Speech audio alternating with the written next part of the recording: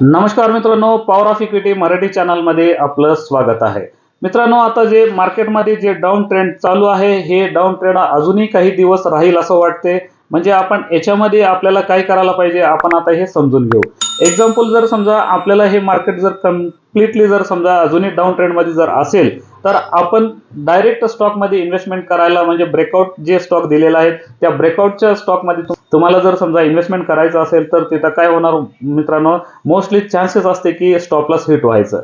तर अशा वेळी आपल्याला लॉंग टर्मचे जे स्टॉक असतात त्याच्यामध्येच फक्त आपल्याला इन्व्हेस्टमेंट करायचं आहे.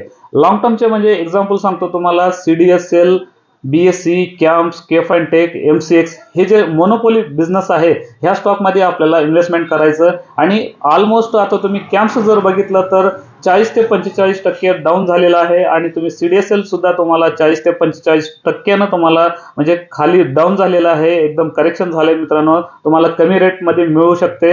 ह्या स्टॉकमध्ये तुम्ही दर महिन्याला थोडी थोडी क्वांटिटी ऍड करत तुम्हाला इन्व्हेस्टमेंट जर तुम्ही केला, तर हे स्टॉक लॉंग टर्मला खूप चांगले आहेत. म्हणून तुम्हाला सांगतो की इन्व्हेस्टमेंट करताना अशा स्टॉकमध्ये करा की तुम्हाला रिस्क कमी असतोय आणि लॉंग टर्मला त्या स्टॉकमध्ये तुम्हाला प्रॉफिट येऊ शकते. अशा स्टॉकमध्ये आपण इन्व्हेस्टमेंट करायचं आहे. आणि आता ह्या डाऊन ट्रेंडच्या मार्केटमध्ये अजूनही आपल्याला अजून एक चान्स आहे मित्रांनो, जे आता सध्या मिड कॅप डाऊन ट्रेंड मध्ये चालू आहे, जास्त प्रमाणात अजूनही जाईल असं वाटतंय.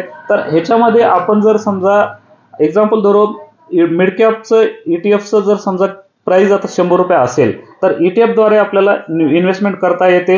आणि 100 रुपये जर असेल तर, आणि आपण 100 क्वांटिटी जर बाय केला, तर आपल्याला 10,000 इन्व्हेस्टमेंट होणार तिथं. आणि तिथून जर समजा 10%, प्रत्येक 10%ला तुम्ही म्हणजे प्रत्येक 10% अमाऊंट त्याच्यामध्ये जेव्हा जेव्हा ETF 1% मायनस होतोय, त्यावेळी म्हणजे 10% म्हणजे 1,000, प्रत्येक वेळी 1,000 तुम्ही ऍड करत जर गेलात, तर तुमची ॲव्हरेजिंग प्राइस पण होणार. आणि तसंच मार्केट जर एकदा जंप घेतला, तर तुम्ही प्रॉफिट लवकर मध्ये येणार मित्रांनो. तर मिड कॅप ETF मध्ये तुम्ही आता सध्या परचेस करू शकताय. आणि मी सुद्धा आता चालू केलेलं आहे मित्रांनो. असंच आपण पुढच्या आठवड्यामध्ये भेटू मित्रांनो. तोपर्यंत धन्यवाद.